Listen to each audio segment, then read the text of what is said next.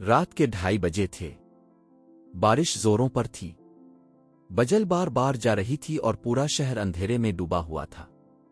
شارق اپنی گاڑی لیے خالی سڑک پر جا رہا تھا۔ بارش کی بوندیں ونڈ شیلڈ پر ایسے گر رہی تھیں جیسے کوئی دروازہ پیٹ رہا ہو۔ اس نے ریڈیو آن کیا مگر سگنل کٹ گیا۔ اب صرف بارش کی آواز تھی اور کبھی کبھار بادلوں کی گرج۔ اچانک ہیڈ لائٹ کی روشنی میں اسے سڑک کے کنارے ایک عورت نظر آئی۔ سفید کپڑوں میں بال بھیگے ہوئے سر جھکائے کھڑی تھی۔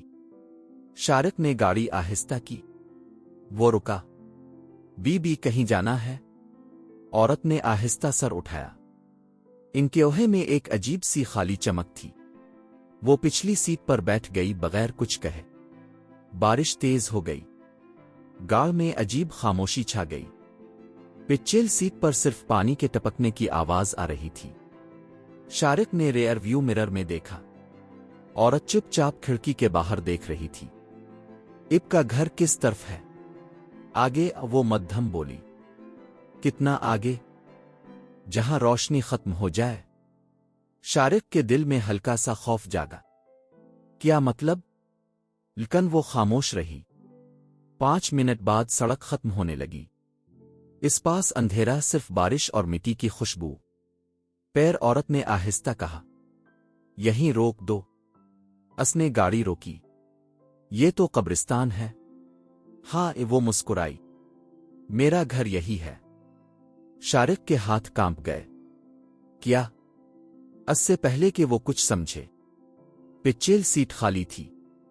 دروازہ بند تھا۔ بارش رک گئی۔ فضا میں سرد دھند پھیل گئی۔ شارق نے گاڑی کے شیشے صاف کیے۔ پچھلی کھڑکی پر کسی نے انگلی سے لکھا ہوا تھا۔ وہ چونک گیا۔ اس نے پیچھے دیکھا۔ قبرستان کی ایک قبر پر وہی سفید کپڑوں والی عورت کھڑی تھی۔ اس کے چہرے پر مسکراہٹ تھی مگر آنکھوں سے خون بہہ رہا تھا۔ وہ آہستہ آہستہ زمین میں غائب ہو گئی۔ شارق نے گاڑی سٹارٹ کی مگر انجن بند ہو گیا۔ پیر ایک ٹھنڈی سانس اس کے کان کے قریب سنائی دی۔ گاڑ کے اندر کا شیشہ دھند سے بھر گیا اور اس پر خود بخود ایک لکیریں بن گئیں، 2 آنکھوں کی جو اندر سے اسے دیکھ رہی تھیں۔ اگل صبح پولیس کو وہ گاڑی قبرستان کے گیٹ کے پاس ملی۔ ڈرائیور سیٹ خالی تھی، بس شیشے پر آج بھی وہی الفاظ لکھے تھے۔ رات کی بارش میں وہ